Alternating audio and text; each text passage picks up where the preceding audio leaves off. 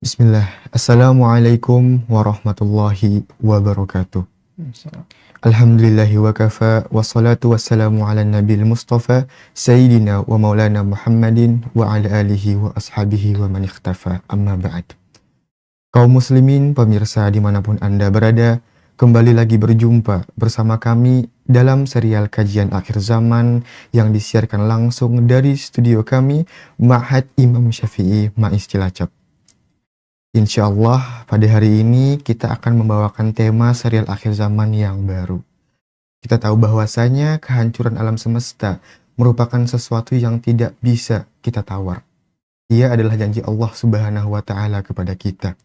Al-Quran dan Sunnah yang sahih telah menjelaskan dengan sedemikian detailnya tentang peristiwa-peristiwa akhir zaman yang akan dilalui oleh umat manusia. Salah satunya adalah mengkhianati amanah. Nah, ini adalah tema yang akan kita bawa pada hari ini. Insya Allah bersama saya Fahmi Ulumuddin dan juga pemateri kita Ustadz Haryanto BSHMH akan menemani pemirsa kurang lebih 1 jam ke depan. Assalamualaikum Ustadz. Waalaikumsalam warahmatullahi wabarakatuh. Gimana kabarnya Ustadz? Alhamdulillah. Gimana kabar antum dan teman-teman studi semua? Sehat Ustadz. Alhamdulillah. Udah sarapan Ustadz? Alhamdulillah. Udah. Ini pertemuan kedua kita Ustadz ya? Ya. Dan hari ini kita Insyaallah. membahas tentang mengkhianati amanah nih Ustadz. Nah, jadi sebelum kita masuk ke mengkhianati amanah nih Ustadz, jadi mungkin pemirsa dan juga Ana nih Ustadz perlu tahu nih Ustadz tentang amanah itu sendiri Ustadz. Nah, jadi amanah yang dimaksud ini di sini tuh seperti apa sih Ustadz?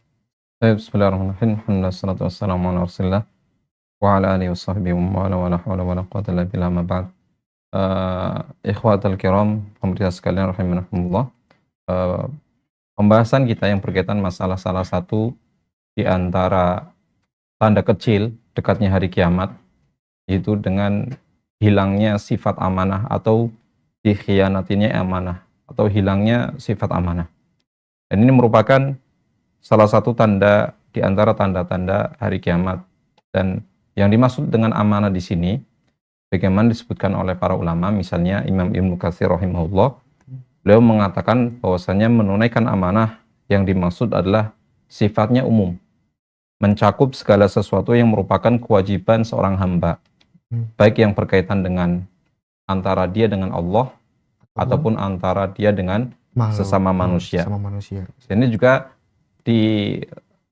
diungkapkan kembali, disetujui bagaimana disebutkan oleh Syekh As-Sa'di rahimahullah dalam tafsirnya. Beliau mengatakan bahwasanya amanah itu adalah segala sesuatu yang diemban, yang diwajibkan kepada manusia, yang wajib dilaksanakan. Dan para ulama fikih juga menyebutkan bahwa orang yang dibebankan sebuah amanah, yang diberikan sebuah kewajiban, maka dia harus berkewajiban untuk menjaganya. Dan di antara bentuk penjaganya itu ya melaksanakan amanah tersebut. Jadi tanggung jawab lah tadi ya. Ya, betul. Jadi pembahasan kita ini yang dimaksud amanah di sini adalah tidak hanya sekedar hubungan antara kita dengan manusia sebagaimana kita tahu, tetapi amanah yang lebih besar lagi adalah amanah yang Allah embankan, yang Allah perintahkan kepada kita semuanya sebagai hamba-hamba Allah yang Allah ciptakan untuk beribadah pada Allah Subhanahu wa Ta'ala. Berarti perintah sholat, terus puasa, zakat dan lain sebagainya itu termasuk amanah berarti Ya, Ustadz, termasuk dari amanah yang harus dilakukan ya. Memang itu dari segi memang ini adalah merupakan buah kewajiban yang memang sudah diembankan oleh Allah kepada kita. Nah, kita tahu Ustadz bahwasanya agama Islam itu tidak jauh ya, maksudnya dari yang namanya hukum itu. Baik itu hukumnya halal, hukum itu haram, gitu kan, sunnah, mubah, makruh dan lain sebagainya. Nah, dari untuk amanah ini sendiri itu hukumnya apa Ustadz dalam pandangan Islam itu? Baik, kalau kita lihat dari definisi yang kita sebutkan tadi di awal, akan terlihat bahwasanya karena ini amanah adalah segala sesuatu yang diembankan, yang diperintahkan, maka sebuah perintah pada hukum asalnya adalah sebuah kewajiban. Hukum asalnya adalah sesuatu yang wajib. Karena di samping ini adalah sebuah perintah dan memang sudah dijelaskan adanya dalil-dalil yang menyebutkan perintah tersebut. Misalnya dalam surat Al-Ahzab ayat 72 Allah Subhanahu wa taala berfirman, "Inna 'aradna al-amanata 'ala as-samawati wal ard wal jibali fa abaina ay yahmilnaha wa ashfaqna minha wa hamalaha al-insan innahu kana zaluman jahula."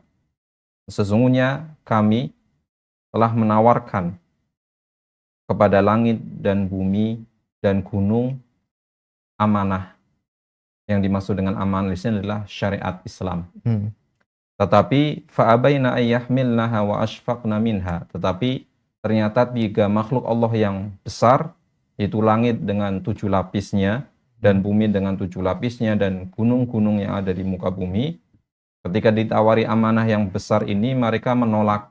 Karena mereka tahu bahwasanya amanah adalah sebuah beban, sebuah hal yang harus ditunaikan, dan ini berat. Oleh karena mereka merasa diri tidak berani untuk mengemban amanah tersebut.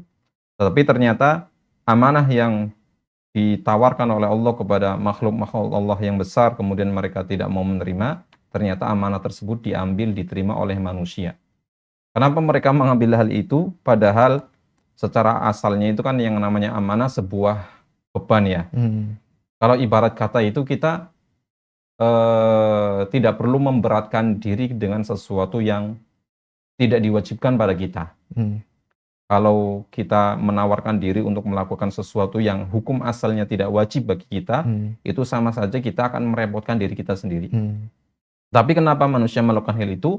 Karena Allah menyebutkan sifat dasar manusia, yaitu innahu kana zaluman jahula. Karena sifat dasar manusia itu adalah mereka suka berbuat zalim dan mereka adalah bodoh. Maka dengan dua sifat inilah kemudian yang menjadikan manusia kemudian menerima beban dari amanah tersebut.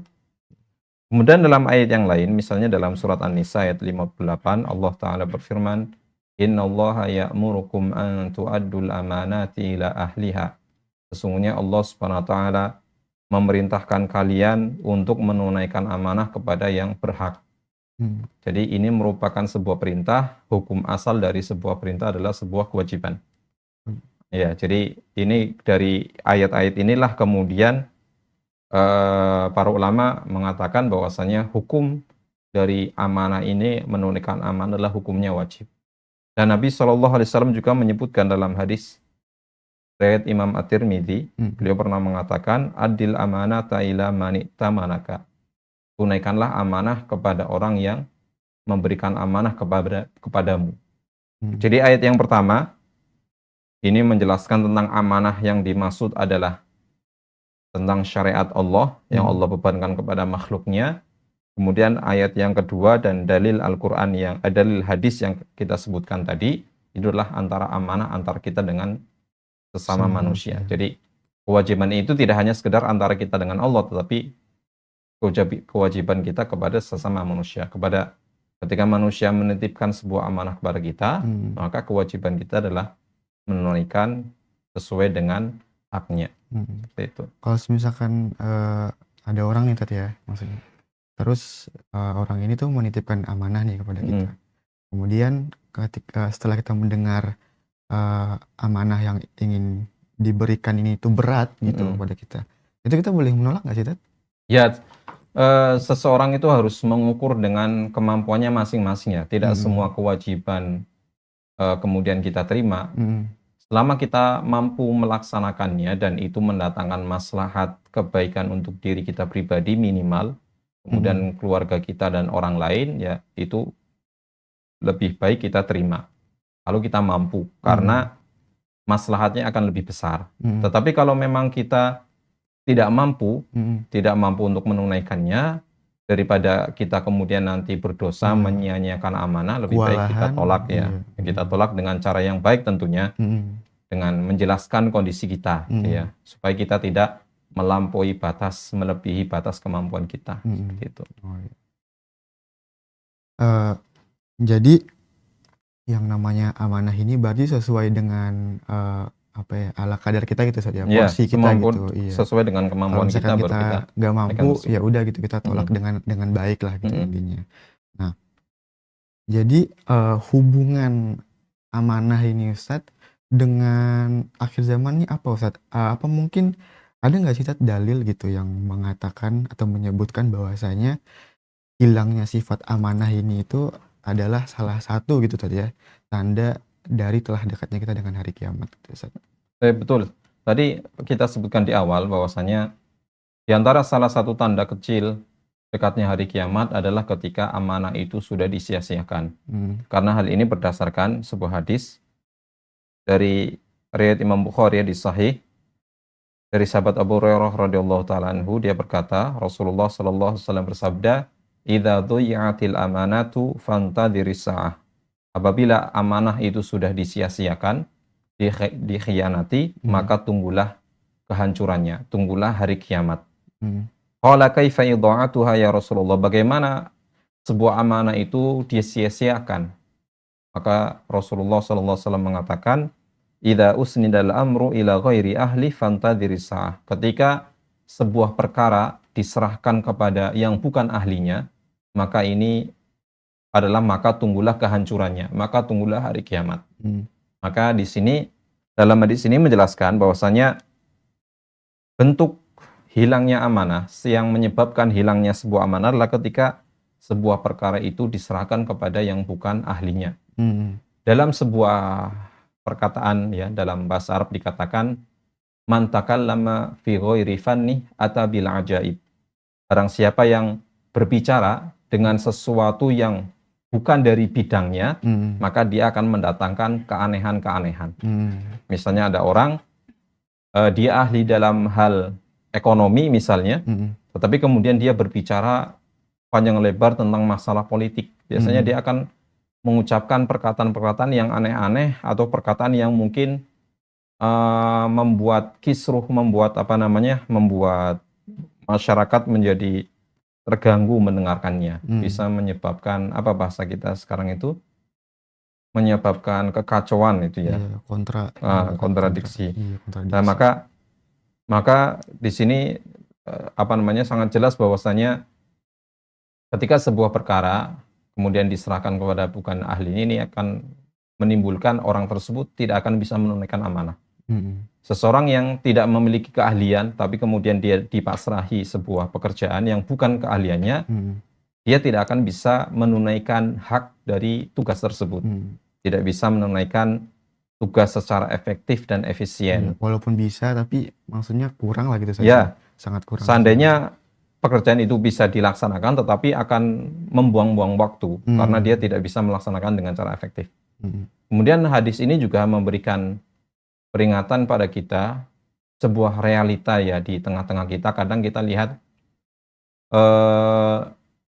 keahlian seseorang itu harusnya menjadikan seseorang itu bisa bekerja pada bidangnya masing-masing. Tetapi kenyataannya ada sebagian sektor atau sebagian tempat, saya tidak berani mengatakan semuanya ya. Ada sebagian orang itu mendapatkan sebuah pekerjaan itu karena bukan keahlian, tetapi karena konektivitas. Konektivitas itu bahasa kasarnya ya, istilah kayak nepotisme gitu ya. Seseorang mendapatkan pekerjaan di sebuah perusahaan, ketika masuk ke dalam sebuah perusahaan itu kan ada namanya saingan ya, saingan dengan para kompetitor yang lain. Tetapi kadang ada beberapa orang yang mereka berhasil masuk bergabung dengan perusahaan tersebut bukan karena keunggulan keahliannya, tapi karena konektivitas, karena dia kenal sama orang dalam bahasanya ya, ordal. Ya, orang dalam sehingga dia masuk. Nah ini kalau kejadian ini, hal-hal seperti ini kemudian dilestarikan, ini akan menjadikan sebuah kehancuran pada perusahaan tersebut. Dan lebih parah lagi, ini kita berbicara masalah dunia ya. Lebih parah lagi adalah kalau misalnya hal berkaitan masalah akhirat. Yang mungkin sempat viral di dunia maya, di media sosial misalnya. Ada beberapa orang yang mereka bukan ahli dalam bidang agama, tetapi karena karena fisiknya yang tampan, yang cantik, atau karena dia sudah tenar, karena sudah terkenal, karena dia adalah seorang public figure, kemudian orang ini dijadikan tokoh agama. Jadi seorang dai. Jadi modal menjadi seorang dai adalah dengan cara berpenampilan yang baik, Mm-mm. istilahnya pakai baju ala Iya, ala kiai, ala ulama, syar'i. kemudian dia bisa tampil berbicara dengan masalah agama. Padahal Padahal maksudnya latar belakangnya ya tuh. betul, padahal latar belakangnya itu kalau kita lihat historinya, Mm-mm. dia bukan merupakan orang-orang yang dikatakan sebagai penuntut ilmu. Mm-mm. Padahal Iya. para ulama itu ketika mereka sampai pada derajat dikatakan sebagai dai, seorang alim dan sebagainya, butuh bertahun-tahun untuk belajar agama. Iya, benar. Tetapi zaman sekarang itu banyak ada beberapa yang kemudian hanya bermodalkan ketenaran, aja. kemudian tampang, Mm. penampilan dan sebagainya, kemampuan dia berretorika, Mm-mm. kemudian naik mimbar. Yang ini Iya. ya ini kan akan lebih parah karena akan menyesatkan umat. Iya, sangat berbahaya sekali Ustaz, ya, Makanya untuk umat. ketika perkara agama, perkara dunia diserahkan kepada yang bukan ahlinya saja bermasalah, Mm-mm. apalagi ini perkara akhirat Mm-mm. yang kemudian diserahkan kepada orang yang bukan ahlinya, kemudian dia berbicara, didengar oleh jutaan umat. Mm-mm. Makanya ini benarlah yang disebutkan oleh Rasulullah SAW, ini merupakan tanda kehancuran dan kebinasaan seseorang dan umat ketika sebuah perkara diserahkan bukan ahlinya. Dan ini salah satu yang menyebabkan hal tersebut adalah karena dilatar belakangi karena kebodohan, karena kurangnya ilmu seseorang dalam hal agama. Bisa dikatakan nggak sih, Tat, itu termasuk ketamakan juga saat gitu? Bisa dari satu sisi ya, dari satu sisi ya, karena seseorang itu kan tadi dia berusaha untuk mendapatkan pekerjaan, berusaha untuk tampil, berusaha untuk tampil di hadapan manusia supaya tenar dan sebagainya, karena ada motivasi ya. Salah satu motivasinya kan karena dia ingin mendapatkan uang, ingin mendapatkan penghasilan, ketenaran dan sebagainya itu ya. Tamak dari segi itu ada gitu ya. Maka hal-hal yang seperti ini harusnya ketika seseorang itu harusnya hal seperti ini harusnya dijauhi, karena orang itu kan harus tahu dengan kapasitas dirinya masing-masing ya. Iya. Tadi dikatakan memang kalau belum merasa diri belum mampu ya jangan tampil. Iya. Kalau merasa diri belum mumpuni, belum memiliki kapasitas yang cukup untuk tampil di hadapan manusia, di hadapan umat, ya jangan tampil, karena itu membahayakan baik untuk orang lain dan termasuk juga untuk diri sendiri. Jadi memang motifnya adalah penyebabnya adalah karena kebodohan terhadap ilmu agama. Kalau dalam masalah akhirat tadi, karena dia memang ilmunya belum cukup, tapi kemudian dia tampil, dalam hal dunia pun harusnya kalau orang ini paham dan tahu tentang ilmu agama, harusnya dia tidak perlu kemudian memaksakan diri mendapatkan pekerjaan dengan cara ordal, jadi orang dalam. Ya harusnya bersaing secara sehat saja sebagaimana yang lainnya. Kalau memang dia mendapatkan pekerjaan ya alhamdulillah, kalau tidak memang itu bukan rezeki dia. Seperti itu. Jadi amanah ini ya, maksudnya selain maksudnya dia ini berpotensi, yang diamanahin ini berbeda sekali dengan potensi dirinya sendiri. Nah, hal yang seperti ini ketika terjadi akan merugikan dirinya sendiri, merugikan orang lain, bahkan sampai merugikan akhiratnya sendiri, Ustaz. Ya, sangat melebar sekali ini amanah ini seperti itu. Kita tahu, Ustaz, ya, bahwasanya manusia itu tidak jauh dari yang tidak jauh dari kata salah gitu, Ustaz. Intinya setiap manusia itu pasti berbuat salah lah gitu, Ustaz. Tapi perlu kita ketahui juga bahwasanya hal-hal yang bersifat amanah ini nggak bisa kita normalisasikan gitu, Ustaz, ya, sebagai sesuatu hal bahwasanya manusia kan sering melakukan kesalahan nih. Berarti kalau misalkan amanah sendiri ini berarti kalau kita lakukan terus salah itu nggak apa-apa, tapi nggak bisa dinormalisasikan seperti itu juga, seperti itu, Ustaz, ya.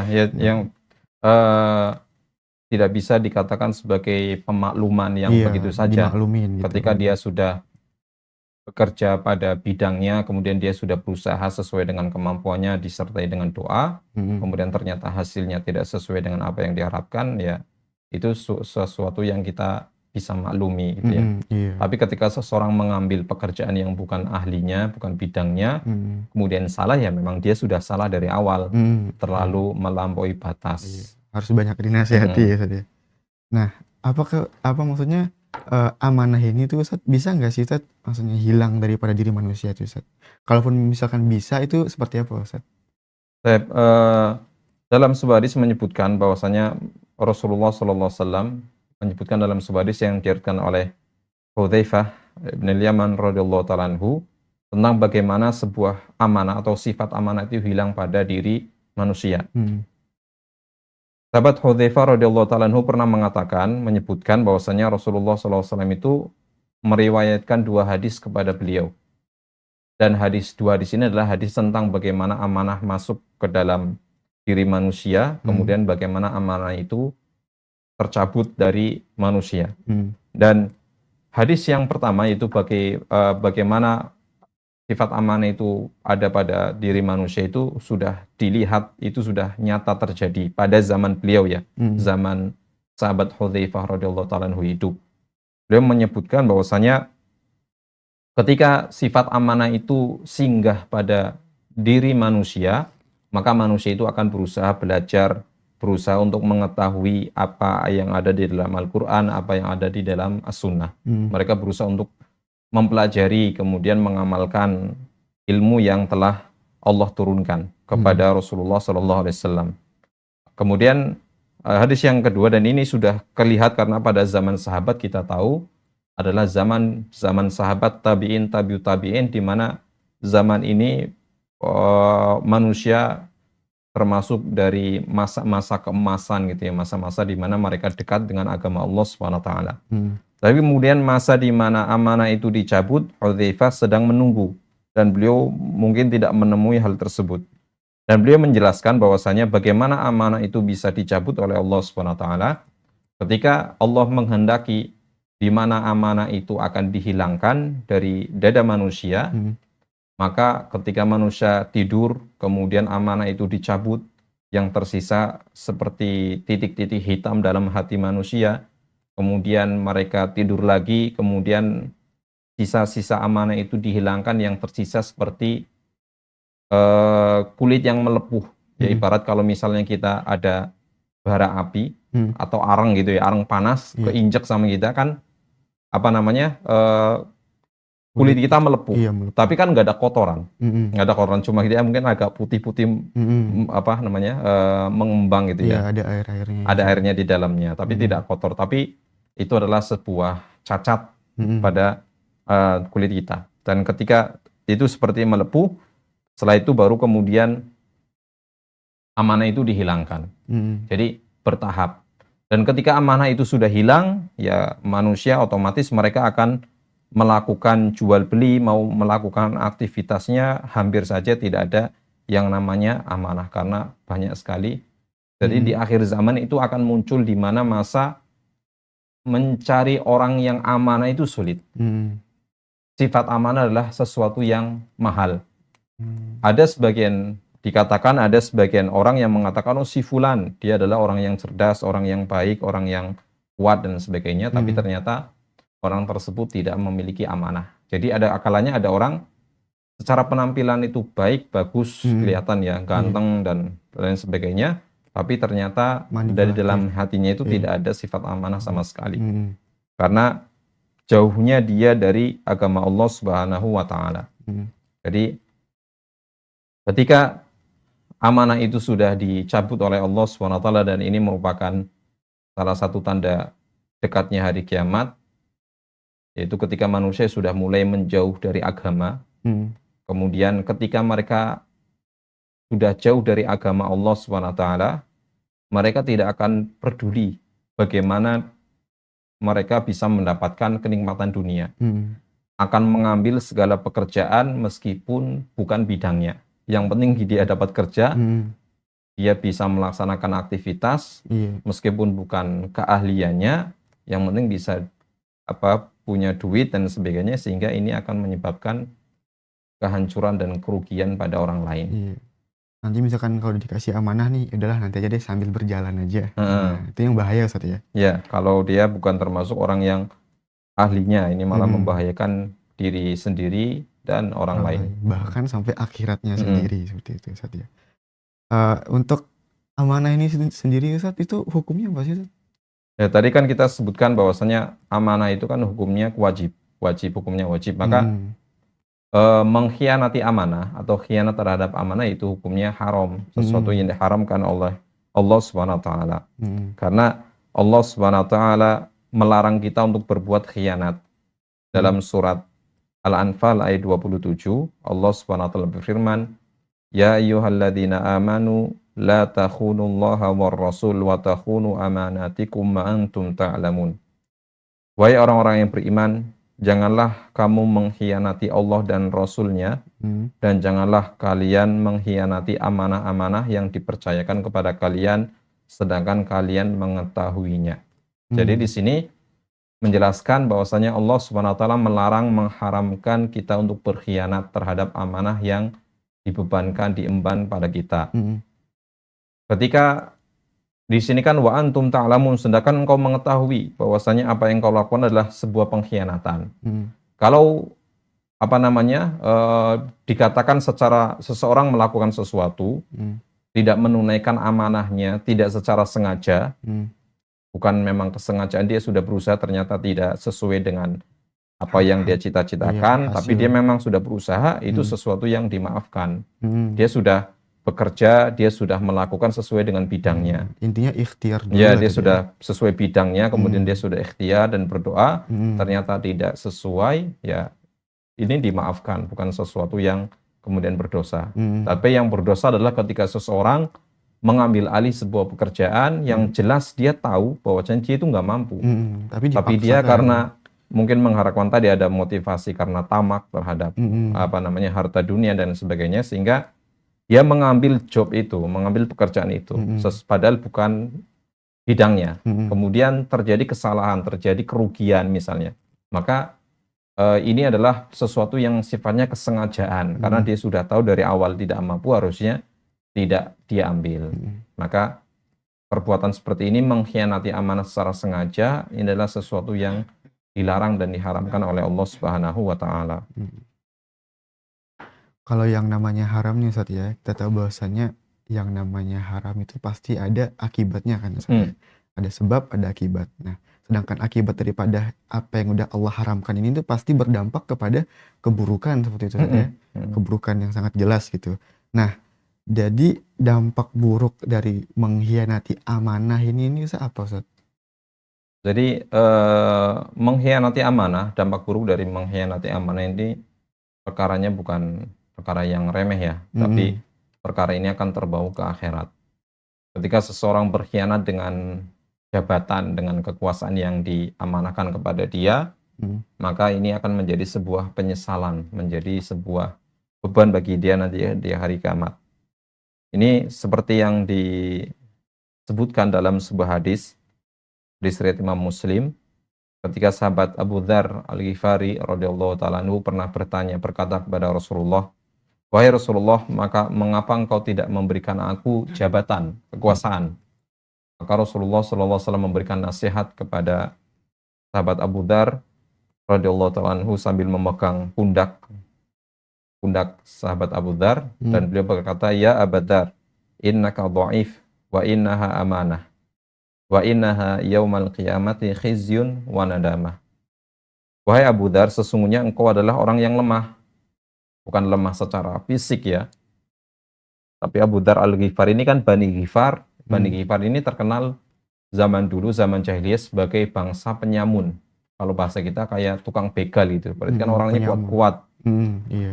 Nah, jadi secara fisik beliau Abu Dzar adalah orang yang kuat, tapi memang memiliki kekurangan dan memang bukan bidangnya. Mhm. Makanya Rasulullah melihat Abu Dzar dari segi ini adalah lemah, makanya Rasulullah tidak memberikan amanah. Mhm. Bukan Rasulullah tidak sayang kepada Abu Dzar, bahkan ini salah satu bentuk kasih sayang beliau terhadap umatnya. Mhm. Beliau tidak mau memberikan suatu kewajiban kepada orang yang bukan ahlinya, Mhm. karena akan memberatkan orang tersebut. Makanya Rasulullah mengatakan, "Fa'innaha, sesungguhnya jabatan itu adalah sebuah amanah. Dan amanah itu nanti di hari kiamat akan menjadi sebuah kehinaan dan penyesalan. Akan menjadikan seseorang itu menjadi hina dan menyesal atas kekuasaan jabatan yang dulu mereka miliki di dunia. Hmm. Kecuali illa man akhadhaha bihaqqiha wa adda alladhi alaihi fiha. Kecuali seseorang yang mendapatkan amanah itu dengan cara yang baik. Dengan cara yang baik maksudnya tidak meminta-minta, tidak meminta-minta jabatan. Iya. Kemudian ketika dia sudah mendapatkan, dia menunaikannya dengan baik, menunaikan kewajiban tersebut. Jadi bagaimana caranya agar sebuah amanah, sebuah jabatan itu tidak menjadi sebuah penyesalan dan kehinaan bagi seseorang di akhirat? Maka syaratnya dua. Dia mendapatkannya dengan cara yang baik, dengan cara yang benar, bukan dengan cara curang. Kemudian dia menunaikan amanah tersebut, melaksanakannya. Ini tips ya Ustaz ya. Ya. Catat pemirsa. Berbeda, maka tidak boleh ya, hati-hati bagi orang-orang yang kemudian mereka ada sebagian kelompok masyarakat yang mereka berlomba-lomba sikut sana sini sikut sini, menjatuhkan saudaranya sendiri dengan cara nyuap untuk mendapatkan jabatan. Dengan cara istilahnya kalau dalam tren kita di masyarakat dalam kasus korupsi itu sempat ada salah satu kabupaten, salah satu wilayah di Indonesia ini ada sempat pejabatnya itu tertangkap Komisi Pemberantasan Korupsi karena jual beli jabatan. Jual beli jabatan. Jadi dia membuka lowongan siapa yang ingin jabatannya naik, dia harus membayar segini dan segini. Jadi ini kan cara mendapatkan jabatan ini adalah caranya tidak benar. Ketika seseorang mendapatkan jabatan ini caranya tidak benar, maka ini akan menjadi penyesalan dia dan kehinaan dia nanti di akhirat. Begitu pula ketika seseorang, ada sebagian orang yang mungkin mendapatkan jabatan dengan cara yang normal, ya, tidak menyuap, tidak seperti karena adanya regulasi, istilahnya memang ada gantian lagi giliran. Tapi ketika dia sudah mendapatkan dengan cara yang baik, tapi dia tidak menunaikan amanah tersebut, tidak melaksanakannya dengan benar, tidak sungguh-sungguh dalam melaksanakan amanah tersebut, ini juga menjadi sebuah penyesalan dan kehinaan nanti di hari kiamat. Jadi ini karena jabatan adalah sesuatu yang berat, maka mendapatkan harus cara yang baik dan dilaksanakan dengan cara yang baik pula. Seperti itu.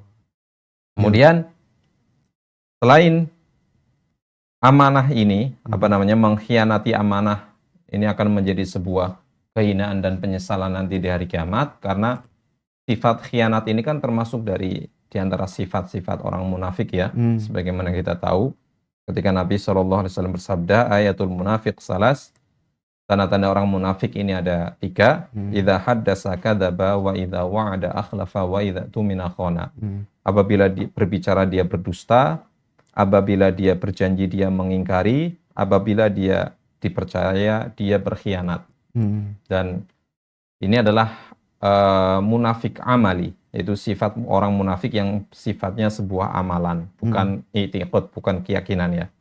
Dan 3 hal ini memang kadang memiliki korelasi, memiliki keterkaitan. Seseorang yang tidak amanah, seseorang yang memiliki sifat khianat, dia akan memiliki 2 sifat yang sebelumnya. Dia akan berbicara berdusta, kemudian dia kalau berjanji ingkar. Seorang pemimpin yang dia mendapatkan kepemimpinan itu dengan cara yang tidak benar, dengan cara curang, atau dia mendapatkan sebuah jabatan padahal dia tidak memiliki kapasitas untuk menjadi sebuah pejabat, seorang pejabat, berarti kan dia akan kemungkinan ketika seseorang mendapatkan jabatan dengan cara yang tidak baik, kemudian mendapatkan jabatan padahal dia tidak mampu, maka ini ada potensi khianat. Dan potensi khianat ini, atau khianat yang akan dia lakukan nanti, akan menyebabkan perbuatan yang, sifat munafik yang lain. Otomatis seorang pejabat yang tidak amanah ini, dia akan suka berbohong pada masyarakat.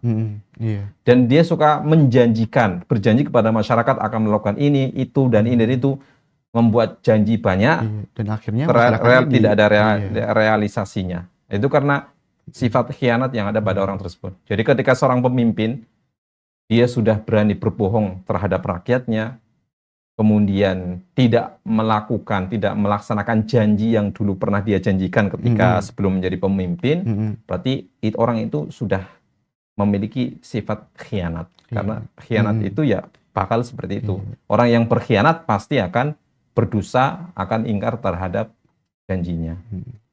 Jadi mengkhianati amanah gitu Ustaz ya. Ya, Pada saat kampanye gitu saja koar-koar gitu, Hmm. menjanjikan ini itu. Akhirnya pas udah jadi, udah dapat jabatan, janjinya dilupakan terus Ya. gitu. Akhirnya masyarakatnya di PHP-in gitu Ustaz. Mm-mm. Bahkan ada sebuah gambar Ustaz. Jadi ada seorang bupati lah gitu ya, maksudnya nyalon gitu. Nyalon jadi apalah gitu. Terus ke sebuah desa gitu kan, kayak kampanye lah gitu. Itu ada orang tua disalamin, semuanya dicium tangannya. Nah, setelah dia udah jadi anggota dewan gitu, akhirnya orang tua yang nyiumin tangannya dia gitu. Jadi kebalik gitu Ustaz ya. Iya. Jadi karena mengharapkan suara dari rakyat, tapi setelah mendapatkan suara tersebut, dia memandang berbeda terhadap rakyatnya. Dia merasa sudah menjadi pejabat, Iya. jadi kedudukannya lebih tinggi daripada rakyatnya. Karena padahal rakyatlah yang dulu mengangkat dia. Jadi ibarat peribahasa dikatakan ya kacang lupa dengan kulitnya itu ya. Iya. Karena dululah yang menaungi, yang mengangkat orang ini sebagai pejabat kan rakyatnya. Kemudian orang yang berkhianat itu juga merupakan tanda lemahnya iman seseorang atau kurangnya iman seseorang. Karena Rasulullah SAW pernah bersabda dalam sebuah hadis riwayat Imam Ahmad dan Imam Ibnu Hibban, beliau bersabda, la imana liman la amanata lahu, wa la dina liman la ahda lahu. Tidak ada iman bagi orang yang tidak memiliki sifat amanah, dan tidak ada agama bagi orang yang tidak menepati janjinya. Jadi di sini Rasulullah SAW menyebutkan bahwasanya seseorang yang berkhianat, yang tidak memiliki sifat amanah, seperti orang yang tidak memiliki keimanan, atau kita katakan keimanannya sangat lemah. Karena kalau dia memiliki keimanan yang kuat, keimanan yang bagus, seharusnya tidak berkhianat, karena dia akan tahu konsekuensi dari mengkhianati sebuah amanah itu seperti apa. Iya. Karena dia tahu bahwasanya Allah itu maha melihat apa yang dia lakukan. Karena dia tahu bahwasanya Allah itu maha mengetahui kapasitas kemampuan dia seperti apa. Harusnya orang yang memiliki keimanan yang benar, harusnya dia bisa amanah dalam melaksanakan tugas atau amanah yang dibebankan pada orang tersebut. Jadi kalau kita bilang bahwasanya amanah ini tuh kebanyakan berarti dibebankan kepada aparat, atau mungkin bisa dikatakan apa namanya Ustaz? Pejabat. Iya, pejabat, benar, pejabat. Nah, jadi pejabat ini tuh kalau kita lihat memang banyak benar Ustaz ya, amanah-amanah gitu. Dari mulai menangkap aspirasi-aspirasi dari masyarakatnya, kemudian menjadi sebuah amanah gitu kan untuk melaksanakan tugas-tugasnya seperti itu Ustaz. Nah, apakah amanah ini tuh Ustaz hanya dibutuhkan oleh seorang pemimpin aja, atau mungkin termasuk kita nih sebagai masyarakat biasa nih Ustaz? Ya, kalau kita melihat dari pembahasan kita dari awal, kalau kita melihat dari definisi amanah itu sendiri, bahwasanya amanah adalah sebuah kewajiban yang dibebankan pada seseorang, dan amanah itu yang disebutkan oleh para ulama tidak hanya lingkupnya antara kita dengan sesama manusia saja, tetapi termasuk di dalamnya adalah antara kita dengan Allah. Maka yang namanya amanah itu juga amanah untuk melaksanakan kewajiban itu juga mencakup segala lini profesi seseorang, atau kepada semua orang lah, kita katakan seperti itu. Meskipun biasanya pembahasan amanah ya kadang kita yang terbetik oleh sebagian kita, yang namanya amanah kebayangnya ya jabatan, kebayangnya ya seorang pemimpin itu ya. Padahal amanah itu tidak hanya untuk pemimpin, tapi untuk kita semua juga sama. Sebagaimana dalam hadis disebutkan, kullukum ra'in wa kullukum mas'ulun an ra'iyatihi. Setiap kalian adalah pemimpin, dan setiap pemimpin akan dimintai pertanggungjawaban. Jadi dari zahir hadis ini menunjukkan kita semuanya berarti kan pemimpin. Otomatis kita semua berarti memiliki amanah. Terhadap diri sendiri juga kita punya amanah yang harus kita tunaikan. Jadi seorang pemimpin juga dia harus menunaikan amanah, karena seorang pemimpin juga harus punya sifat amanah ya. Karena Allah SWT ketika menyebutkan kisah Nabi Yusuf alaihissalam, Allah SWT menyebutkan waqalal maliku tuni bihi astakhlisu li nafsi. Maka ketika raja Mesir waktu itu kemudian berkata kepada bawahannya, bawalah Yusuf kepadaku, ketika ada seorang budak yang dimerdekakan menceritakan tentang bagaimana Yusuf yang bisa menafsirkan mimpi raja. Kemudian raja itu mengatakan, bawa Yusuf ke sini, aku mau ngobrol dengan Yusuf tersebut. Falamma kallamahu qala innaka al-yawma ladaina makinun amin. Setelah raja tersebut sudah ngobrol dengan Nabi Yusuf dan tahu bagaimana Nabi Yusuf, maka raja tersebut mengatakan, sesungguhnya engkau wahai Yusuf mulai hari ini menjadi seseorang yang berkedudukan tinggi, yaitu punya jabatan, amin, yaitu orang yang dipercaya. Jadi punya sifat amanah. Al-amin, orang yang bisa dipercaya, orang yang memiliki sifat amanah. Jadi seorang pejabat yang memiliki kedudukan, dia harus memiliki sifat amanah. Ini hukumnya mutlak, harus ada. Karena kalau pejabat nggak punya amanah, ya ini berbahaya, akan menyebabkan mudarat pada orang yang dipimpin oleh dia. Banyak menyebabkan kerugian lah. Nah, betul. Kemudian seorang dai juga dia harus amanah. Amanah terhadap apa yang dia miliki, karena para dai itu kan warasatul anbiya, ya, para ulama itu kan warasatul anbiya, pewaris estafet dakwah dari para nabi dan para rasul. Sebagaimana para nabi dan para rasul juga mereka adalah orang-orang yang amanah, orang-orang yang dipercaya, maka para dai, para ulama yang mengambil peran, yang melanjutkan estafet kepemimpinan dalam hal agama dari para nabi dan para rasul juga harus memiliki sifat tersebut. Allah Subhanahu wa taala pernah menyebutkan dalam surat Asy-Syu'ara, "Inni lakum rasulun amin." Sesungguhnya aku adalah seorang rasul yang diutus kepada kalian dan rasul yang terpercaya. Yang dipercaya oleh langit dan otomatis karena akan menerima wahyu dan menyampaikan wahyu, ini harus dipercaya dari langit. Kemudian di masyarakat juga dikenal sebagai orang yang amanah. Karena bagaimana mungkin seorang rasul menyampaikan sebuah kebenaran sedangkan dia dipandang oleh manusia sebagai orang yang berkhianat. Masa orang yang dikenal sebagai orang yang berkhianat kemudian tiba-tiba menjadi rasul, kan enggak. Orang juga nggak mungkin percaya kan. Nah, makanya seperti itu. Sifat amanah ini juga harus ada dimiliki oleh seorang dai. Dan di samping juga dia harus amanah dalam menyampaikan ilmunya. Dia sudah tahu ilmu, maka harus disampaikan. Dan disampaikan ilmu itu harus ilmu-ilmu yang benar. Tidak boleh kemudian membodohi masyarakat. Sesuatu yang belum jelas, nggak ada ilmunya, tidak ada ajarannya, kemudian disampaikan kepada masyarakat. Seseorang yang mengajarkan kepada masyarakat sesuatu yang tidak ada sumbernya, tidak ada dalilnya dalam Al-Quran ataupun Sunnah, maka ini termasuk bentuk khianat dia terhadap ilmu, terhadap umat. Harusnya kan kalau memang tidak ada ajarannya, tidak perlu diajarkan. Kalau ini tidak benar, ya jangan diajarkan. Ya, itu. Kalau misalkan nggak tahu juga, ya bilang nggak tahu. Ya, gitu, betul. Kalau memang tahu, gitu. Ketika ditanya dengan sebuah permasalahan, kemudian dia tidak tahu, ya jawab saja dia belum tahu. Karena itu bukan sebuah aib bagi dia, karena dia manusia. Jangan sampai mengada-ngada.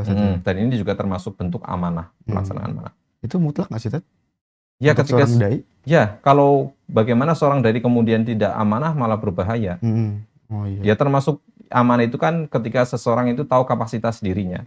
Kalau memang dia belum pantas menjadi seorang dai karena ilmunya yang masih sedikit, yang jangan tampil. Karena berbahaya. Jangan memaksakan diri. Ya, jangan memaksakan diri. Jangan kemudian iri dengan temannya yang sudah tampil di mana-mana, kemudian dia berusaha mempublish dirinya atau membuat sesuatu yang viral, sesuatu yang aneh-aneh gitu ya. Sekarang ada video yang orang yang ngaku mengarang kitab sampai ratusan, kemudian dia berbicara dengan bahasa Arab yang ternyata kalau kita lihat dari sekedar tholibul ilmi saja, ketika melihat bagaimana dia mengucapkan tata bahasa Arabnya sudah aneh itu ya. Benar. Ini perbuatan yang tidak amanah. Gitu. Membodohi masyarakat gitu. Kemudian, dan sifat amanah ini juga harus dimiliki oleh seorang pegawai, seorang pekerja. Tidak hanya pemimpin saja, tetapi bawahan juga harus memiliki sifat amanah. Ini juga karena Allah SWT berfirman ketika menceritakan kisah Nabi Musa alaihissalam dengan 2 orang wanita. Kemudian Allah Ta'ala menyebutkan dalam surat Al-Qasas ayat 26, Qalat ihdahuma ya abati istajir inna khaira man istajartal qawiyul amin. Salah seorang dari kedua wanita tersebut berkata, ya wahai ayahku, wahai bapakku, jadikanlah dia sebagai orang yang bekerja pada kita. Karena sesungguhnya orang yang paling baik dijadikan pekerja adalah orang yang kuat dan dipercaya. Jadi ada dua syarat menjadi seorang pekerja yang baik adalah dia al-qawi, memiliki kemampuan, kekuatan baik secara fisik ataupun secara skill, keahlian. Kemudian dia juga orang yang dipercaya.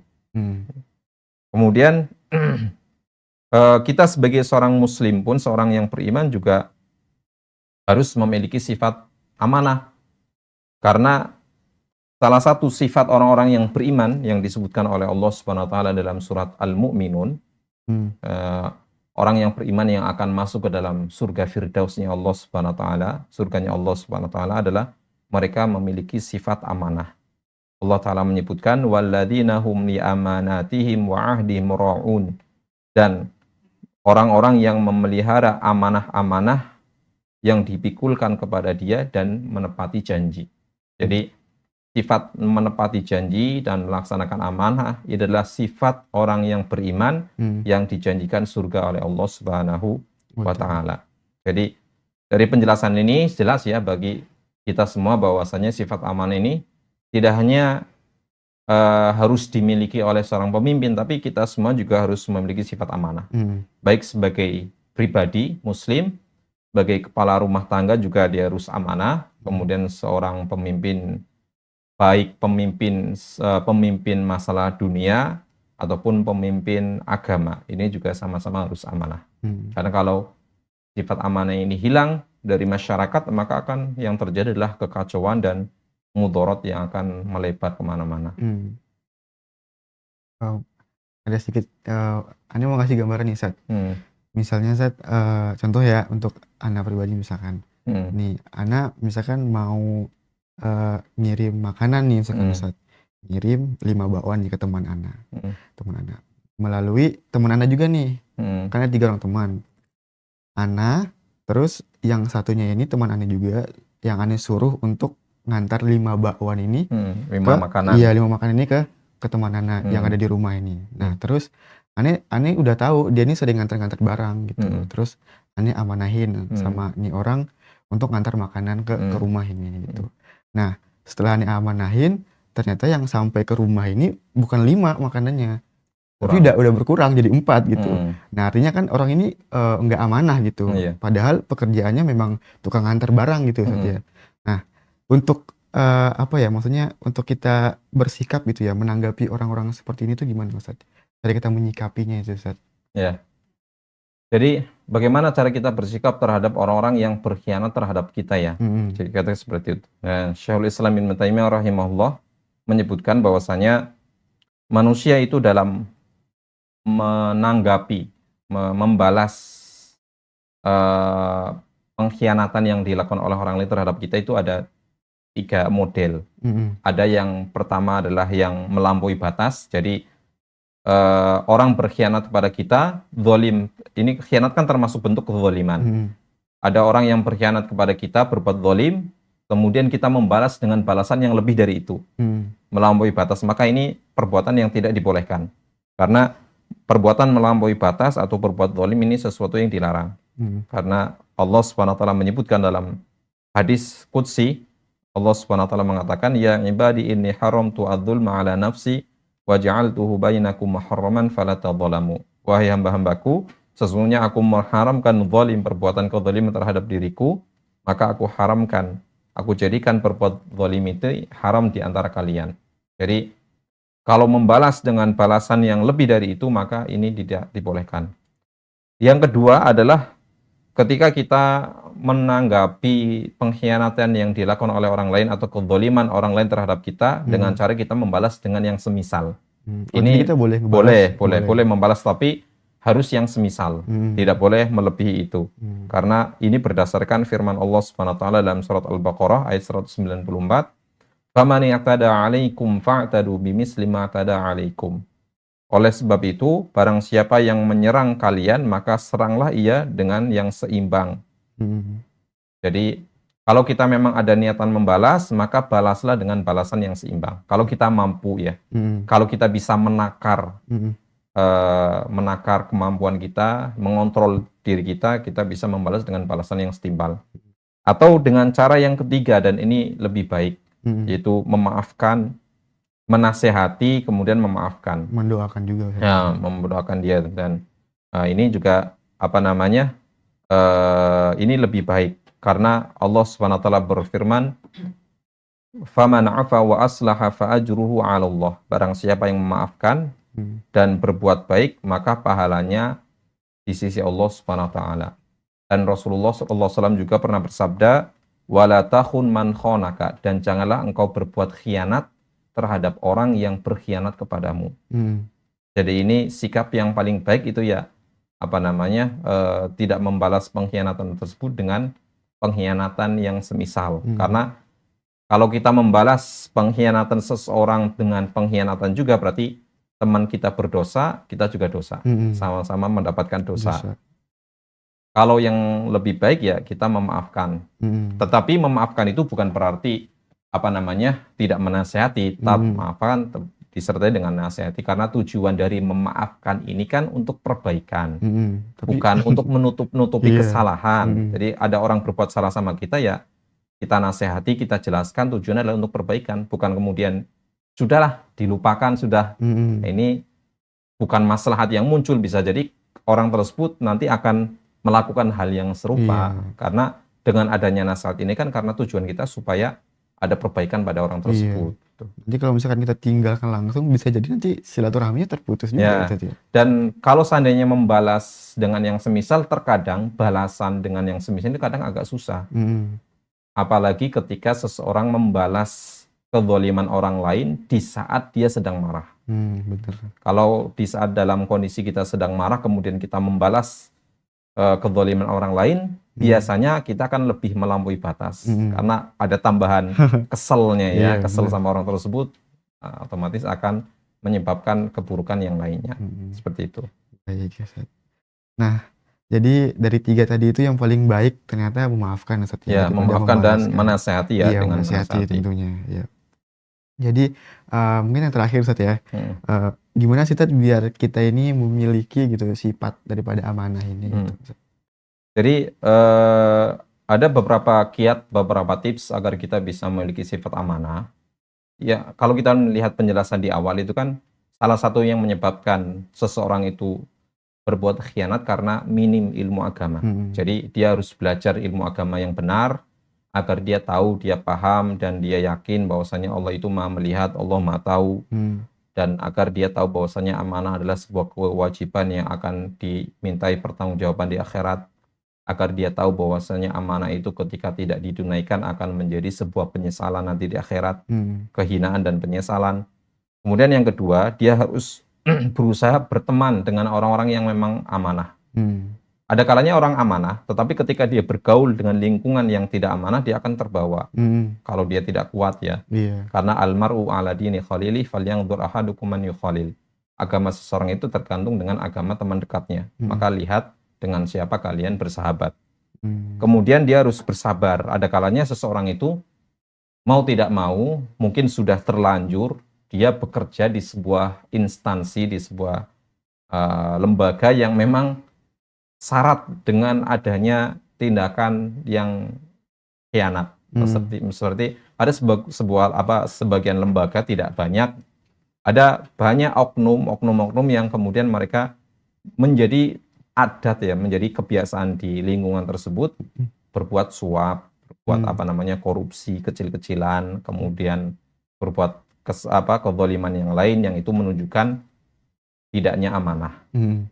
Kemudian kiat yang terakhir yang tidak kalah penting adalah berdoa kepada Allah Subhanahu wa taala. Dan salah satu doa yang diajarkan oleh Rasulullah sallallahu alaihi wasallam dalam hadis riwayat Imam Abu Daud dari sahabat Abu Hurairah radhiyallahu taala anhu, Rasulullah sallallahu alaihi wasallam pernah berdoa, Allahumma inni a'udzubika minal ju' fa innahu bi'sad dhaji'. Ya Allah, sesungguhnya aku berlindung kepadamu dari kelaparan, karena sifat lapar ini adalah sejelek-jelek tempat teman tidur. Wa'udzubika minal khiyanah fa innaha bi'satil bitonah. Dan aku berlindung kepadamu ya Allah dari sifat khianat, karena sesungguhnya sifat khianat ini sejelek-jelek teman. Jadi di sini Rasulullah SAW mengajarkan doa untuk meminta perlindungan kepada Allah, meminta perlindungan diri kepada Allah dari sifat khianat. Karena sifat ini adalah buruk-buruk teman. Kalau sifat khianat itu nempel pada diri seseorang ini, orang tersebut termasuk orang yang buruk, akan berbahaya bagi dirinya dan berbahaya merugikan orang lain.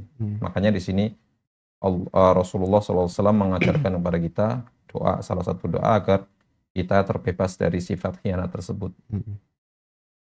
Jadi kesimpulan dari pembahasan mengkhianati amanah pada hari ini itu apa, Ustaz?